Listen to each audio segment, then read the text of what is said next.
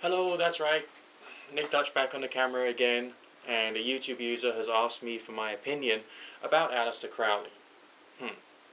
A very, very strange individual, to put it mildly. Possibly even a little disturbed. I mean, his fascination with both penises and trying to talk to his holy guardian angel, I thought was a bit over the top. I really think that he was a very over the top individual. He allegedly took enough heroin to kill 10 men and was a bit of a flame out, and at the end of his life he spent that in a mental home, so I heard.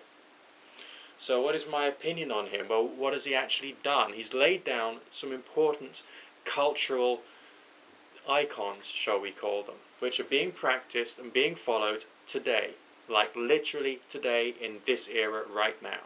Some people say that Crowley was the ideological founding father of the Wiccan religion. There are some symbolical connections, for instance the use of the pentagram in the invoking and banishings. Some people, some more purist individuals would say no, this is more of a thelemic thing or more of a high magic thing, but still there are people who regard themselves as being, if there is such a thing, orthodox Wiccans, who, sorry my cat's just come in there, indie cute, who would still use the pentagram in the same way as defined and written about in Alister Crowley's Magic and Theory and Practice. And here's my pussy. Alright, so yes, he's laid down an awful lot, and also a lot of the religious ideas that he wrote about are being used by individuals, not just people who are Thelemites, but also people involved in paganism as well. And of course paganism is a growing and spreading religious movement. So yeah, he's culturally and historically very important. But on the other hand, he was also a complete lunatic. Do I actually like the man himself? Basically, I don't think that I do. His style of writing is, I think, can only be regarded as being almost intentionally to deceive. I feel that he could have been a little more articulate and intelligent in what he was talking about, rather than to disguise his message in such an allegorical language. Remember that he saw himself in a very messianic way, almost as if he was the new Jesus Christ. I think it says somewhere in the New Testament that Jesus said that he supported the old law, but he had come to fulfill it. And Alister Crowley said that he continued with the magic of tradition, but he wanted to destroy it so he could fulfill it. So yes, we're talking about a man who's got a messianic complex. He thinks, essentially, he's Jesus Christ, which is a bit disturbing in its own right. Now, if you've actually read something like Magic in Theory and Practice, which was the Crowleyan book the main Crowleyan book that I read, you'll notice something very strange about his style of writing. It's not just overly religious. It's not the style of writing of his time.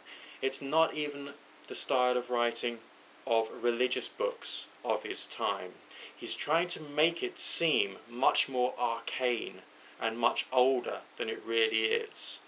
And that's great showmanship, and it adds to the mystery, and it adds to the obsession that a person can get with his words and with his writings. But it's not a clear picture. Alright, he's not expressing himself very well. And there's certain aspects of the way in which he expresses himself that I've got a few issues with.